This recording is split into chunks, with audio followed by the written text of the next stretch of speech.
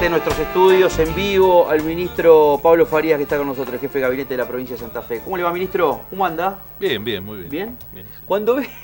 Cuando ve placas, digamos, de las formaciones de los clubes, ¿lo primero que le viene es fútbol o le viene la...? Cuando ve una tribuna llena. Tribuna llena, tribuna vacía. Me acostumbré mucho tiempo a mirar cualquier cosa menos el partido. La tribuna, lo que pasaba afuera. Tremendo, Y bueno, y a uno le quedan esas cosas, ¿no? Lo mismo he visto del trabajo de Maxi Puyaro en los últimos clásicos. Yo se lo comentaba a Rodrigo. Es verdad, para el clásico pasado. Porque sí, más allá de la organización o no de un espectáculo, de lo que significa un clásico, tanto el de Rosario como el de Santa Fe, a veces uno tenía la costumbre de que esas cuestiones, los ministros y gente que estaba abocada a la función de seguridad, lo manejaban, uno entendía mucho por teléfono, o delegaban. No, tanto como en Farías como con Maxi Puyaro lo hemos visto en el mismo lugar. Sí, siguiendo de cerca todo. En mi caso me tocaba porque era mi área específica, ¿no? Pero en este caso el de ministro Puyaro está él personalmente supervisando por lo menos los aspectos más importantes de los operativos, los cuales, bueno, ayuda en el trabajo con la fuerza policial y con todas las cosas que son muy críticas y delicadas en ese momento, ¿no? Hoy la pulseada más importante política es el día después. ¿Qué se hace por el día después? Ya se trazó el plan de gobierno, fue muy claro el gobernador Lifchit en su discurso. Dice acá, tenemos que hay 45.000 millones de pesos de pérdida en la provincia de Santa Fe.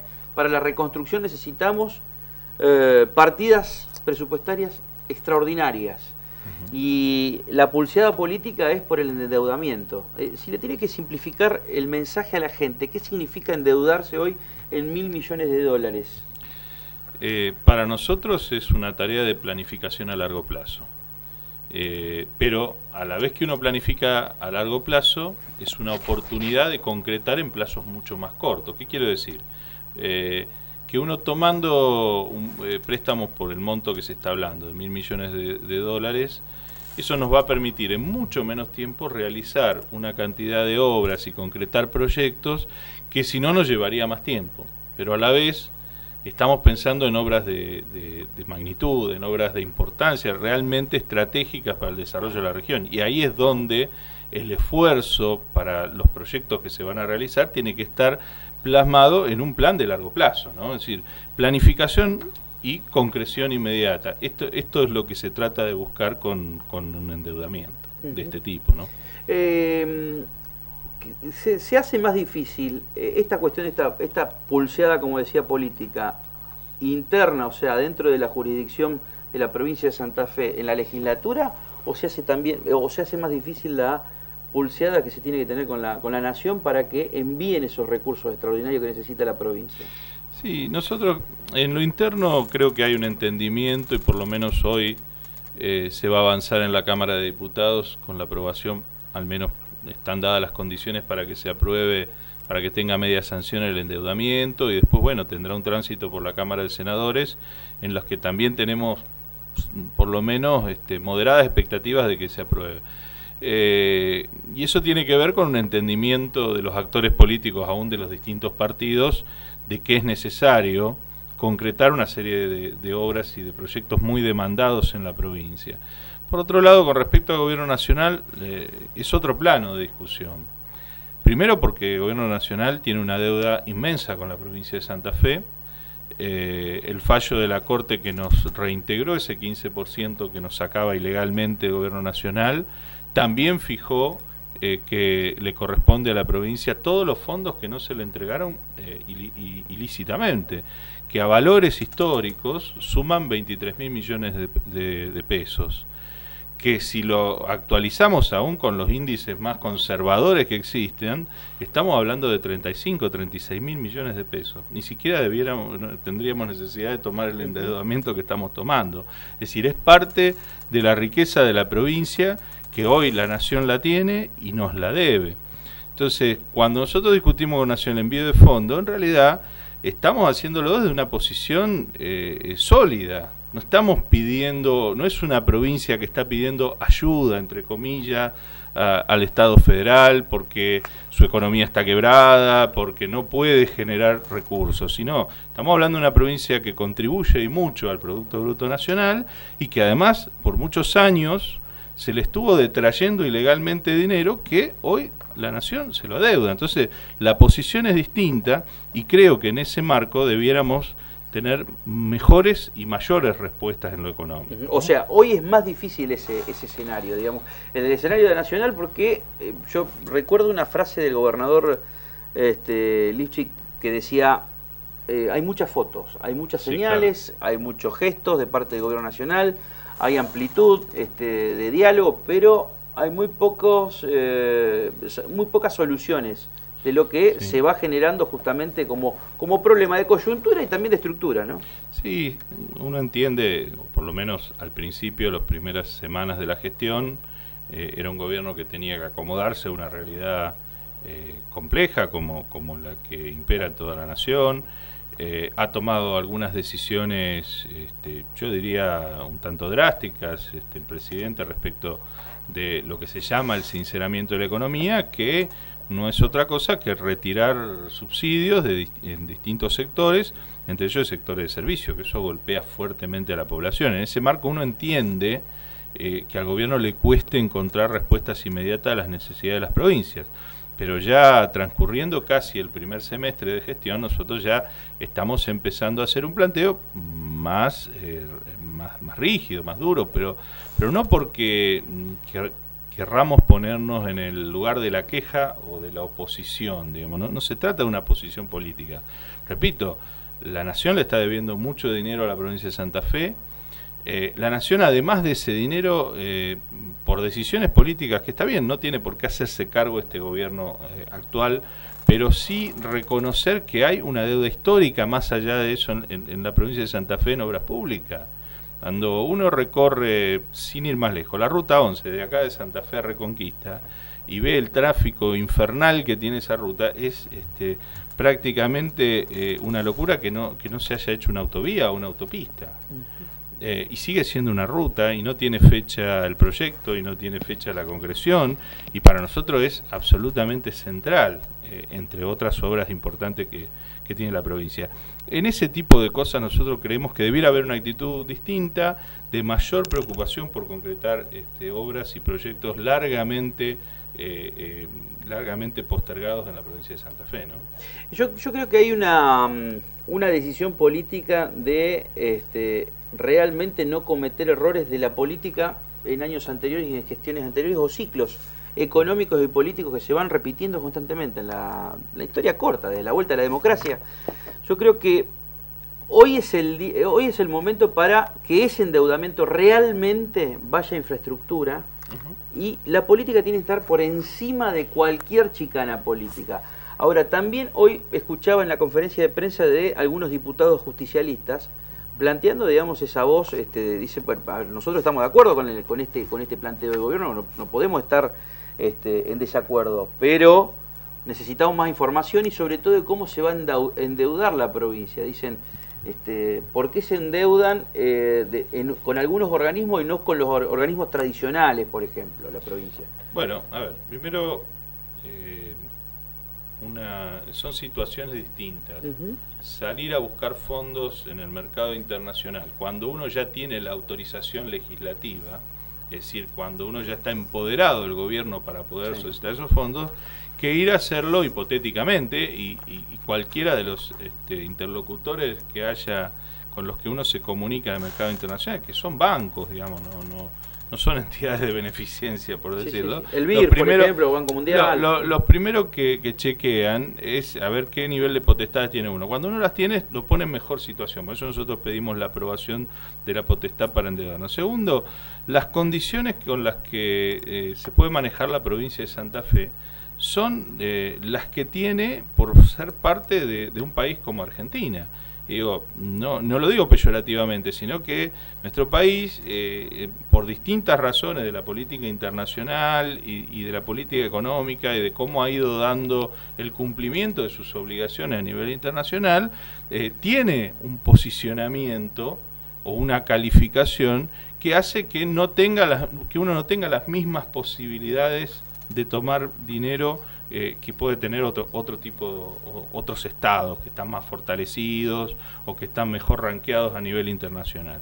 Son condiciones que escapan absolutamente a las posibilidades de modificación por parte de la provincia de Santa Fe, y que hay que aceptarlas o no tomar los créditos, ¿no? Cuando uno sale a buscar dinero, estas son las condiciones. A ver, en el ejemplo más chico, si hoy cualquier ciudadano, cualquier vecino quiere ir a sacar un crédito para comprar un auto, por ejemplo, se va a encontrar con tasas altísimas, que son las tasas que hay hoy en el mercado, acá en la ciudad, en Buenos Aires, en Rosario, en Córdoba. Vaya a cualquier lado y van a encontrar. ¿Por qué? Porque hay un nivel de inflación alto, porque distintas situaciones de inestabilidad de la economía, hoy las tasas están muy altas y no tiene opciones a eso. Bueno, a nosotros nos pasa lo mismo. Ir a buscar dinero hoy tiene que ver con la posición que tiene la Argentina y el riesgo que por eso toman se toman en los mercados internacionales. Hoy la tasa, digamos, que está en estos mercados que están ustedes, digamos, por lo menos, digamos, para tomar la potestad, que es la legislatura, apruebe que el gobierno tenga plena decisión sobre el endeudamiento. Ahí sí le cambia, digamos, justamente la tasa nos mejora la posición para ir a negociar, digamos, porque uno empieza a negociar en concreto la situación de crédito. De todas formas, las tasas a las que puede estar tomando una provincia o el Estado argentino hoy a nivel internacional son tasas altas, pero no de las más altas, ¿no? Estamos hablando de tasas que pueden ir entre el 5, el 6, hasta el 7, 8% anual en dólares, obviamente, ¿no? Que no es la tasa deseable para tomar dinero internacional, pero tampoco es una tasa difícil de absorber por las finanzas provinciales. Lo llevo hacia el territorio provincial y hacia específicamente el territorio de municipios y comunas. Hace pocos días, o hace pocas horas incluso, supimos de, felizmente, la solución del conflicto que aquejaba al municipio de Las Rosas, que venía ya desde hace mucho tiempo. Pero también estuvimos siguiendo muy de cerca lo que pasaba en la ciudad de Rincón, la flamante ciudad de Rincón. Este tipo de situaciones pudo llegar a revertirse y afortunadamente todo se ha encauzado normalmente. ¿Qué es lo que puso la provincia como principal fuente de diálogo en esos dos conflictos? ¿Y hay posibilidades, hay municipios que están al borde de esta situación en otra parte de la provincia, ministro? Sí, nosotros, yo particularmente lo he planteado muchas veces respecto del conflicto en la Municipalidad de Las Rosas. No es un conflicto extraordinario ni totalmente distinto o único en sus características, o tan único en sus características como para que tuviera el nivel de virulencia, de enfrentamiento y sobre todo de extensión en el tiempo sin posibilidades de resolverse. Conflictos como el que se presentó allí, de diferencias importantes, serias, pero diferencias al fin entre la Intendencia y los trabajadores, hay en distintas comunas y en distintas ciudades de la provincia, como bien mencionaba.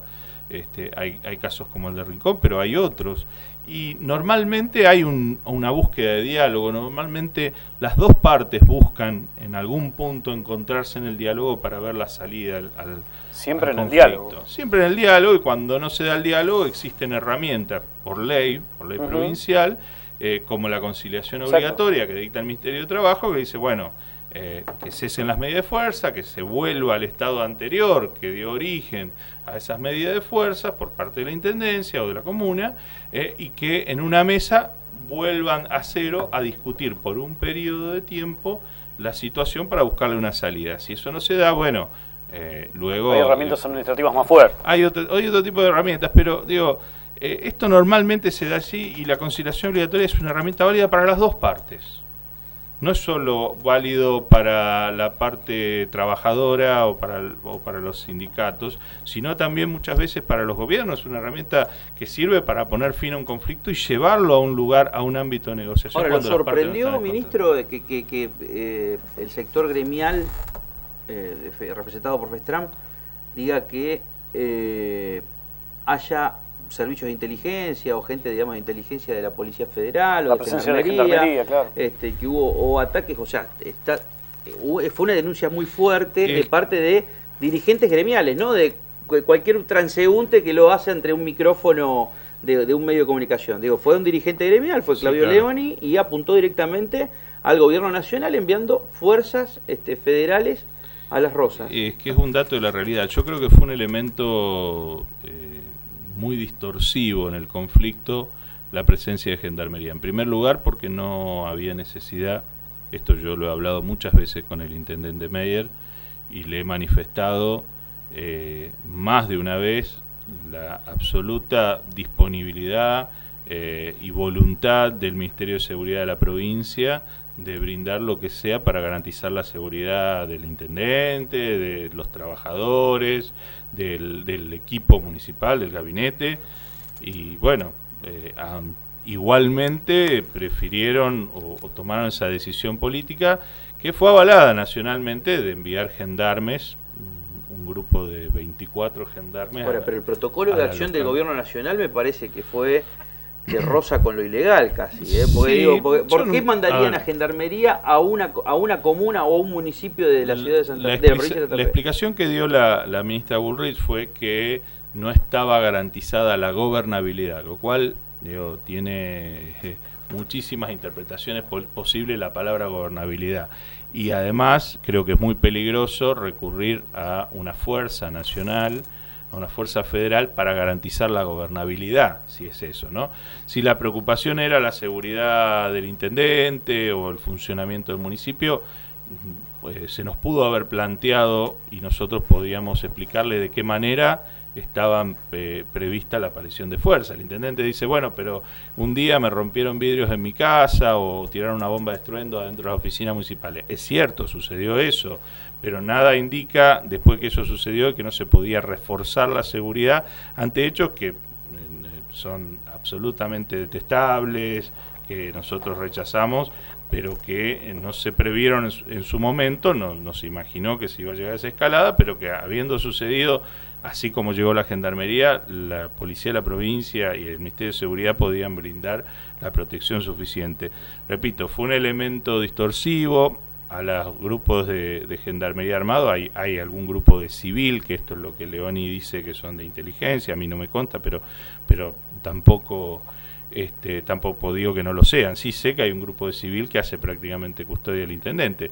De todos modos, a ver, el día miércoles, después de mucha conversación con las partes, tratando de acercarlas, primero poniéndolas en conjunto, después con reuniones por separado, bueno, finalmente en la audiencia de conciliación del Ministerio de Trabajo se llegó a un acuerdo que en este momento se está empezando a implementar, ¿no? Está empezando mañana, empezaría a pagar el intendente los sueldos, empezaría a destrabarse el conflicto, empezarían a volver los trabajadores a sus funciones, se retiraría la carpa que hay frente de la municipalidad, y el otro compromiso es que se retirarían los gendarmes. Nosotros esperamos que todo eso se dé al mismo tiempo y si es posible mañana, ¿no?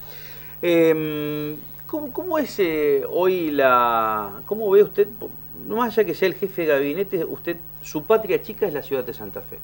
Fue sí, concejal, claro. Hizo todo su 2 veces, digamos, fue candidato a intendente, tiene un conocimiento de la ciudad de Santa Fe muy amplio y muy pormenorizado. ¿Cómo ve a la ciudad de Santa Fe hoy, más allá de las obras de infraestructura que va a inyectar dinero la provincia de Santa Fe a través de endeudamiento, de inversión pública ya tenía estipulada e incrementada, según lo que dijo el gobernador, por ejemplo, en este programa? Digo, ¿cómo ve a la ciudad de Santa Fe? Yo a la ciudad, a ver, en primer lugar la veo golpeada. Creo que a esta ciudad le afectó mucho la emergencia. La emergencia del río, si bien, se han dado alturas del río Paraná y sobre todo del río Salado, que antes de que termináramos hace pocos años todo lo que fue la defensa del oeste causaba estragos. Es decir, que la primera conclusión que uno saca es que hay obras de importancia que el gobierno de la provincia ha realizado en los 2 últimos periodos y que faltaban y que ayudan a mitigar el impacto de la emergencia. Lo que se ve mucho hoy de la emergencia es en el deterioro de la ciudad en general. Creo que allí hay una serie de obras planificadas que a lo mejor hay que ajustar para atender también a otras cuestiones que a la municipalidad le va a costar resolver, le está costando resolver, como por ejemplo las carpetas asfálticas, que tienen un altísimo grado de deterioro. Bueno, Más allá de eso, hay un compromiso firmado por el gobernador, que es el acuerdo capital. La provincia ya está haciendo inversiones importantes en base a ese acuerdo, se están anunciando en forma pormenorizada. Hace pocos días, con el gobernador Lifshitz, abrimos los sobres de lo que es la última etapa de la arquitectura interna de lo que va a ser el CEMAFE, una obra de 250 millones de pesos para la ciudad que paga íntegramente la provincia. Y en ese marco hay obras de desagües y habrá que agregar seguramente o corregir o intensificar obras de infraestructura que está claro que la municipalidad no va a poder realizar. Entonces, me parece que en eso el compromiso es fuerte, y más allá de lo golpeada que puede estar la ciudad en estos aspectos, tenemos una buena perspectiva para los próximos años cuando logremos ponernos a tono a partir de esa inversión, ¿no? Ahora, es importantísimo lo que acaba de mencionar, ministro, porque uno lo que percibe, cualquier vecino, digamos, que recorre constantemente para ir a su trabajo, para hacer cualquier diligencia, para pasear, para lo que sea, pero que vive aquí en la ciudad de Santa Fe, recorre de norte a sur la ciudad, ve ese deterioro que usted que habla, y que las únicas inversiones que se han dado en los últimos años merecen una atención también, ¿no? El mantenimiento es fundamental para cualquier obra. Son de la provincia, porque esto, digamos, que tendría que ser más de índole de la ciudad de Santa Fe. Lo que estamos viendo, por ejemplo, digamos, ahí se detecta fácilmente deterioro de la capa asfáltica, algo de desmalezamiento. Digo, las últimas inversiones importantes se han dado de la provincia. Hay una cuestión en el acuerdo capital, hay una cuestión de, a ver, trabajemos todos juntos, pero... Sí, claro, no, el acuerdo capital no implica solamente esfuerzo presupuestario de la provincia, sino también un compromiso de la municipalidad en la realización de esas obras. Lo que yo digo es, la provincia ha tomado decisiones en los últimos años que a mí me parecen que son muy importantes en invertir en infraestructura urbana. El plan ABRE, que mejoró con obra ya terminada el acceso a Alto Verde, que está realizando todo el trabajo que hoy se está viendo, que tiene retrasos, que el mal tiempo nos ha jugado una muy mala pasada, pero que va a cambiar la vida de todo ese barrio que es tan importante de la ciudad como Alto Verde. Es una inversión de la provincia a través del plan ABRE, como lo hemos visto en los monoblogs del Centenario. Hay trabajos iniciados en el barrio Las Flores 2, por ejemplo, también en el marco de ese plan, y nosotros vamos a seguir trabajando en ese sentido, intensificando en inversiones más importantes en lo que se trata con la red de desagües, que es una deuda pendiente de hace muchos años en la ciudad de Santa Fe, que claramente se ha tornado como estratégico después de tener episodios recurrentes de lluvia, pero que es algo que se ve hace muchos años. Y en esto, digo, la inversión que se está haciendo con el desagüe Llerena, lo que ya se abrieron los sobres y se comenzó a realizar con las obras del desagüe de Ascuénaga. Bueno, hay lugares que son importantes, y que van a merecer y van a tener la inversión provincial, porque eso no solo porque está en el acuerdo capital, sino porque hay una decisión de invertir en ese tipo de obras, ¿no? Ministro, me quedo en el plano de las obras públicas, y hacíamos referencia hace algunos días a la licitación del CEMAFE, y al otro día también hacíamos referencia a los números que había arrojado la licitación, o por lo menos la apertura de sobres de la obra del Instituto 12. Y hacíamos hincapié en lo pasado que suelen ser los presupuestos respecto de los presupuestos oficiales. Sí. Y también en algún momento nos preguntábamos qué control había sobre las obras públicas y sobre todo ejecuciones de garantía por malas obras. Bueno, no es extraño, y ha sucedido muchas veces en estos últimos años, que se han declarado desiertas licitaciones porque ninguna de las ofertas estaba, ni la más baja, dentro de lo que era el presupuesto oficial. Y en algún momento había, no sé si era una leyenda urbana, pero sí una postura de, movimientos cartelizados de las empresas. Ha sucedido, y nada dice que no pueda seguir sucediendo, que se pongan de acuerdo un grupo de empresas.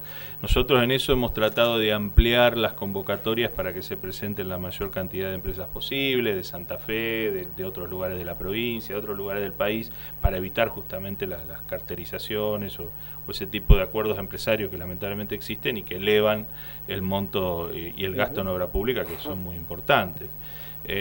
Pero por otro lado, además de existir esto, y ya le digo, se han tomado medidas a veces como declarar de ciertas licitaciones y también el esfuerzo por convocar más empresas que garanticen mayor competencia. Además hay un dato de la realidad que es la inflación, y esto también es un problema que estamos teniendo, porque a veces cuando se elabora un proyecto y se publica el llamado a licitación, hasta que se presentan los pliegos, por ejemplo, en los últimos meses, la inflación que ha habido, más la devaluación que hubo en el mes de diciembre, hace que haya un gran desajuste de precios, y muchas empresas también se cubren hacia el futuro. Tal cual. ¿No? También se cubren hacia el futuro, porque dicen, bueno, esta es la inflación que ha habido, y cómo voy a empezar la obra, cuáles van a ser los números que realmente voy a tener. Esto nos pasa mucho hoy. Pero la verdad es difícil. A ver, le puede pasar a alguien en forma doméstica, cuando quiere calcular cuánto necesita para construir algo en su casa o agregar una pieza. Y bueno, va y pide un presupuesto, pero cuando lo empieza a hacer, ya los precios cambiaron. Cuando va al corralón, un día un precio, al otro. La verdad que en eso la inflación hace estragos, ¿no? Y es un dato de la realidad que también nos está impactando en la obra pública. La situación, digamos, de la seguridad, ¿usted piensa que teniendo mayor presencia policial y capacitando mejor a los policías o dándole el equipamiento se soluciona, o hay que apuntar a una cuestión mucho más de fondo también en la coyuntura, a ver cómo se cambia, por lo menos se cambia un poco la cultura de la ciudad de Santa Fe en cuanto a la violencia, ¿no? Porque es tan difícil tener a una ciudad que del año 2003 tuvo 2 inundaciones, una muy importante por el río Salado, fue en el 2003, después la de 2007, digo, el tejido social herido, herido de muerte, digo, es es de alta gravedad por la violencia que fue generando luego, ¿no? Como secuela. La presencia de la policía tiene un efecto disuasivo innegable. Eso está demostrado. Por eso todo el esfuerzo que hagamos por garantizar que la policía esté en la calle, por aumentar la cantidad de móviles patrullando y que el patrullaje se haga cada vez más intensivo, que cubra más zonas de la ciudad, más horarios, eso sí o sí va a tener un efecto disuasivo. ¿Qué quiere decir disuasivo? Que vamos a evitar la comisión de muchos delitos, y seguramente eso puede mejorar las estadísticas o los números, por lo menos transitoriamente, y generarnos también una mayor sensación de equilibrio, de estabilidad en cuanto a este tema de la inseguridad.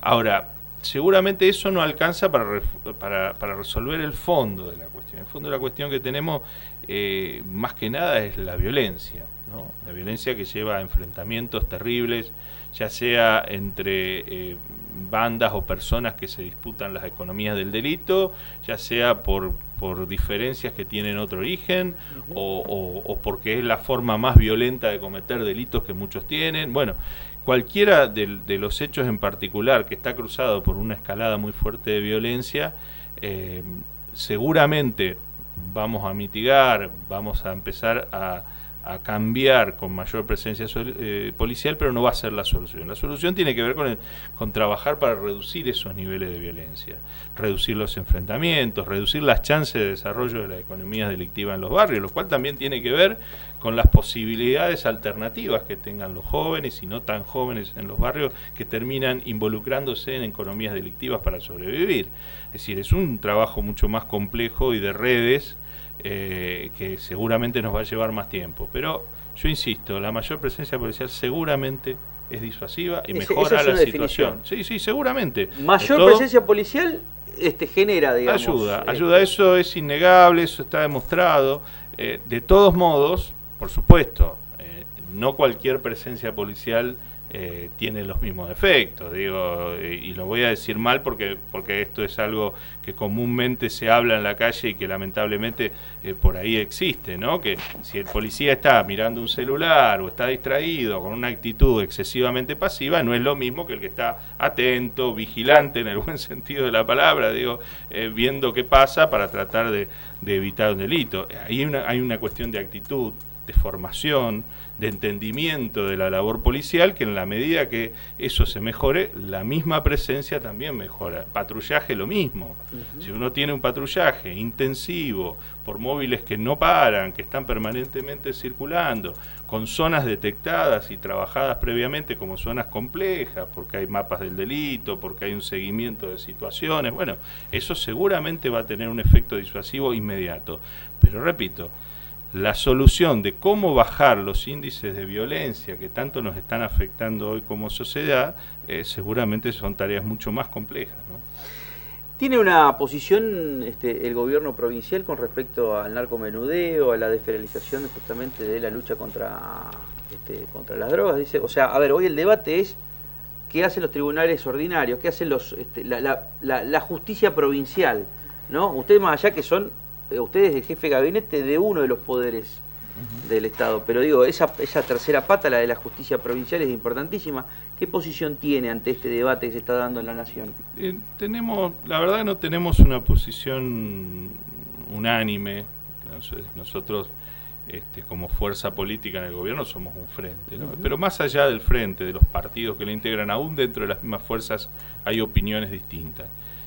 Todos estamos buscando una forma de llegar mejor con el servicio de justicia en general a las causas o a las situaciones delictivas que más nos afectan, ¿no? Y evidentemente el tráfico de droga en su fase final, ¿no? El de la venta al consumidor, que se da por distintas vías, ¿no? Porque uno a veces está demasiado estandarizada la visión del búnker, del kiosco de droga, pero también existe el delivery, existe la venta en boliche, en un bar determinado. Hay situaciones más sofisticadas, quizá, que la fórmula del acceso a la droga ha mutado. Y va a seguir mutando, porque lamentablemente, y también tenemos que eso debatirlo como sociedad, cada vez consume más la sociedad.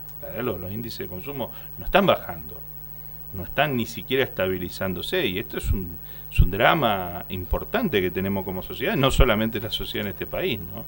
Pero evidentemente todos tenemos que buscar la mejor forma de atacar esa parte que tanto complica, que tanto desvanece la legitimidad social. ¿Por qué lo digo? Porque es difícil avanzar con una sociedad que se ajuste a las normas, a las pautas, a las leyes, cuando existe bocas de venta del narcotráfico que no tienen sanción, ¿no? Y en eso algunos pensamos que habría que avanzar con algún nivel de desfederalización, habría que ver cómo se toma esto a nivel provincial, pero bueno, también acepto que tiene sus pros y tiene sus contras, hay que ver cómo la justicia provincial puede asumirlo, asimilarlo y trabajarlo adecuadamente. Un dato de la realidad es que el Poder Judicial Federal, es decir, la justicia federal, con la estructura que actualmente tiene en la provincia de Santa Fe, me estoy refiriendo a la estructura penal, ¿no? De fiscales y jueces, que es una estructura que tiene por lo menos 30 o 40 años de atraso, no puede tomar la realidad que hoy tiene un delito federal como narcotráfico. Pero también estoy viendo, ministro, no sé si comparte, que hoy la justicia, me parece a mí que los interlocutores, llámese, digamos, las personas que tienen la Corte Suprema de Justicia de la provincia como máximo tribunal de representación de la justicia de la provincia de Santa Fe, me parece que no quiere saber nada con esto. Bueno, por eso digo, tampoco uno puede imponer por ley, por más que tenga la mayoría para hacerlo y que estemos de acuerdo en el ámbito legislativo las fuerzas y el gobierno, si es algo que el Poder Judicial no va a asimilar adecuadamente. Yo creo que ahí hay que encontrar un camino de tratamiento conjunto de esto y ver exactamente qué es lo que puede asimilar el Poder Judicial, qué es lo que pueden tomar los jueces en el margen de los delitos, y ahí ver si hay que desfederalizar algunas cuestiones del narcotráfico. Yo Eso es mi postura, pero repito, no es una postura unívoca, todavía no hay una construcción unificada en respecto a este tema. Está en debate dentro del Frente Progresista, dentro de los partidos del Frente Progresista, y también en debate en el seno de las fuerzas políticas de la provincia. Las últimas dos, y le agradecemos pues sabemos que se hizo el tiempito para venirse aquí al estudio, para salir en vivo. La reforma constitucional, ¿es posible? Yo se lo pregunté al gobernador el otro día dijo, sí, es posible, pero acá la cuestión de la política, todo el arco político que hoy nos está viendo, por ejemplo, o va a ver su entrevista del jefe de gabinete, dice, ¿es con reelección o sin reelección? No, nosotros hace tiempo que venimos sosteniendo que la reelección, por lo menos de un mandato de gobernador y del vice, tiene que estar. Me parece que cualquier proyecto que anda bien, que tiene un buen consenso de la ciudadanía, naturalmente merece prolongarse por un periodo más, y bueno, después sí la alternancia, porque si no también la excesiva prolongación de los mandatos o de las personas en los lugares o en los cargos electivos tampoco es bueno para la democracia. Eso es un punto que inclusive yo diría hacia el interior del Frente Progresista hay un consenso pacífico. La otra discusión es si el gobernador que actualmente está desarrollando su mandato se va a abstener o no de utilizar esa cláusula para su propio mandato. Esto primero no es una condición para poner para la reforma de la Constitución, de ningún modo, ya lo ha dicho el gobernador, él no tiene ningún inconveniente en excluirse, pero también, digo, depende de un acuerdo político en ese momento, porque también puede surgir de la misma convención la posibilidad de ver eso como una alternativa válida. No lo queremos descartar, de todos modos no es un obstáculo, ni siquiera la cláusula de la reelección en la Constitución es fundamental o es la razón por la que hay que hacer la reforma. Las razones de la reforma tienen que ver con una actualización de las instituciones que tiene hoy la provincia. Es casi una vergüenza que esté empezando el periodo ordinario de sesión el 1 de mayo, claro, y terminando el 30 de octubre. Digo, ¿qué más debería tener esa Constitución? Bueno, la otra que están demandando unánimemente los presidentes de comuna es la extensión del periodo de 2 a 4 años.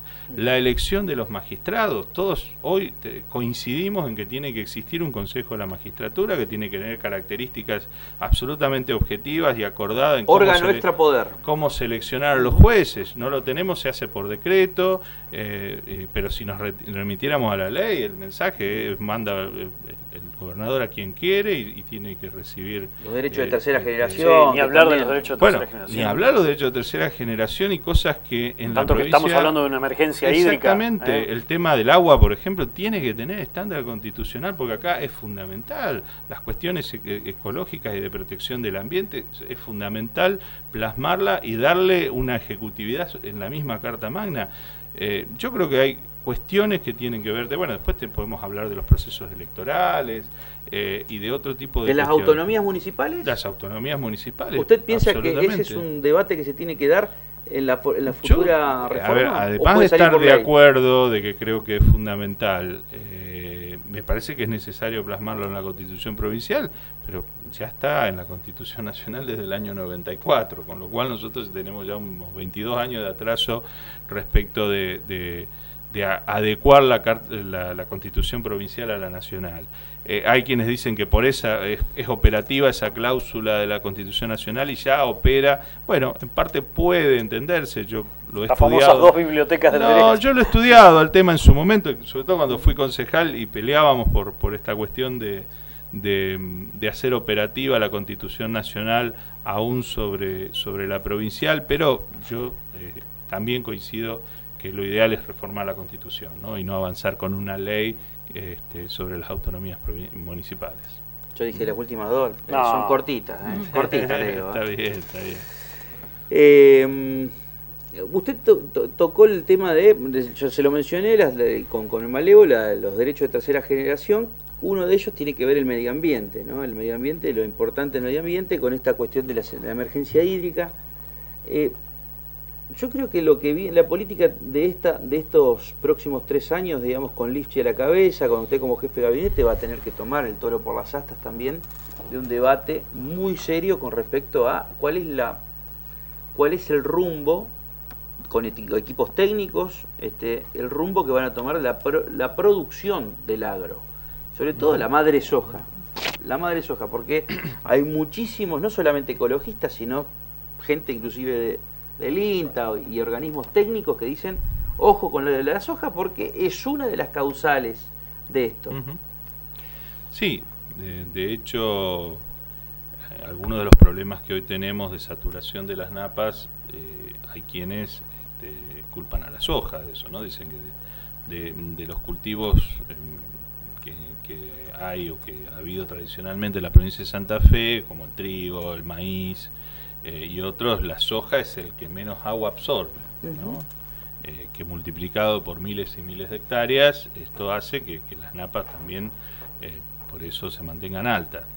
No tengo, a decir verdad, la definición científica de que eso sea así, pero me parece, yo coincido de que algo tiene que ver y que de ninguna manera es bueno el monocultivo, ¿no? Esto por muchas razones, entre otras por razones también económicas, ¿no? Porque estamos atados a que ese monocultivo tenga buena suerte en las pizarras internacionales donde se valoran los commodities, ¿no? Y la verdad que en eso sería mucho mejor tener variedad que poder ir complementando y equilibrando, pero seguramente en lo fundamental que es el tratamiento del suelo, variar los cultivos es una herramienta para pensar a futuro, para conservar el valor y la riqueza de nuestra tierra. Yo creo que eso es un debate también en la provincia, como lo es la defensa del sector lechero, un sector tan importante que hoy está gravemente hackeado, no solo por la emergencia hídrica que le ha dado en muchos casos golpes casi mortales a los tambos, sino porque no está acompañado por precios internacionales, no está dentro de los circuitos de producción favorecidos por políticas nacionales, así que allí hay que trabajar porque realmente hay una importante proliferación de tambos en la provincia que están en riesgo. Sí, sí. Están gravemente en riesgo, ¿no? Y hay muchas personas que más de 4.000 tambos que están... Así es. Son más de 10 a 12 millones de dólares en la emergencia de pérdida diaria. Es terrible, pero también debemos preguntarnos a futuro cómo va a evolucionar esto. Y el manejo del agua es un tema crítico que vamos a tener que resolver a futuro, pero en lo inmediato, ¿no? Recibimos mucha agua de Córdoba, de la provincia de Córdoba. La canalización. Hay una denuncia de parte de la senadora Berra, digamos, que se conoció. El departamento de San Martín tiene ha sido muy afectado por el agua que viene de Córdoba, por distintas canalizaciones que se han realizado. Al revés, a la inversa, con Santiago del Estero tenemos periódicamente disputas porque nos privan del agua del río Salado. Digo, sí, el famoso conflicto del año pasado en Tostado, ¿no? Digo, esto es una cuestión que se está tomando en el marco de la región centro. El gobernador Lifshitz junto al gobernador del Chaco y la gobernadora de Santiago del Estero también iniciaron un camino de trabajo conjunto. Hemos hecho ya 2 reuniones y estamos por hacer una tercera en ese marco regional. Pero verdaderamente el manejo de las aguas, por eso que el gobernador insiste y tiene razón en que somos una de las 2 únicas provincias que hay en el país que no tiene sancionado su código de aguas, y aunque parezca solo una ley, el código de aguas tiene, entre otras cosas, sanciones a quienes realicen canales clandestinos que no están autorizados, y la autorización tiene que ver con una planificación del drenaje de las aguas, hacia dónde va el agua que saca un productor de su campo o saca un presidente común a un intendente de su ciudad, va a algún lado, a quién perjudica, cómo trabajar para que esto sea equilibrado. Bueno, esto tiene una tremenda actualidad y es de las cosas que tenemos que estar resolviendo prontamente, porque está claro que por los cambios del clima la emergencia hídrica va a ser recurrente en la provincia de Santa Fe. Esta me queda por sí por no, porque ya tenemos el corte de las 4. ¿Existe un proyecto para la ciudad de Santa Fe del socialismo? Sí, claro. Sí. Me agregó el claro. Sí, existe, por supuesto. Fundamentalmente porque somos un grupo importante de gente que está trabajando en distintos lugares, en la provincia o en instituciones o de su vida privada, y que piensa la ciudad, la imagina y sobre todo la queremos mucho, ¿no? Entonces, desde allí está la necesidad de tener un propio proyecto, que vamos a coincidir mucho en el Frente Progresista con la actual administración, pero que también tenemos nuestra visión propia y nuestras diferencias, y que las hemos expresado en las elecciones primarias, y seguramente, bueno, vamos a seguir trabajando como se expresa dentro de un frente, pero también manteniendo nuestra identidad y nuestra presencia. Muchas gracias, Pablo, muchísimas gracias. No, gracias a ustedes.